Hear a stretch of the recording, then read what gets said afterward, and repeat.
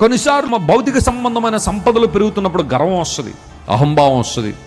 డబ్బు లేనప్పుడు ఒకలా, డబ్బు ఉన్నప్పుడు ఒకలా ప్రవర్తించే విధానాలు బైబిల్లో చాలా మాటలు ఉన్నాయి. ధనవంతుడు దురుసుగా మాట్లాడతాడని బైబిల్లో ఉంది. యూజువల్గా ఎవరైనా తమకున్న ధనాన్ని బట్టి అతిశిస్తున్నారని ఎలా చెప్పేయచ్చో తెలుసా? వారి మాటలను బట్టే. అంతకుముందున్నంత సౌమ్యత మాటల్లో ఉండదు, అంతకుముందున్నంత వినమ్రత మాటల్లో ఉండదు, ప్రేమపూర్వకమైన పలకరింపులు వారి యొక్క ఉద్దేశాల్లో కనబడదు. ఎందుకోసం అంటే ఏదో రకమైన గర్వం, ఏదో రకమైన అహంభావం.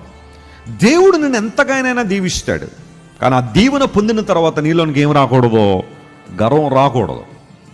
అబ్రహాము విస్తారంగా దీవెన పొందాడు దేవుని నుండి. కల్దీ దేశం నుండి బయటకు వచ్చిన అబ్రహామును దేవుడు అన్ని విషయముల్లో ఏం చేశాడట? ఆశీర్వదించాడట. కానీ అబ్రహాములో ఎప్పుడైనా గర్వాన్ని చూసామా? మనం అహంభావాన్ని ఎప్పుడైనా చూసామా? ఆయా సందర్భాల్లో దేవుని సందుకు వచ్చి అతను ప్రార్థన చేసిన విధానం వల్ల ఉందో తెలుసా? తన స్థితిని తాను చూసుకున్నాడు. ప్రభువా, నీ ముందు నేను నిలబడినప్పుడు దుమ్మును ధూళిని ప్రభువా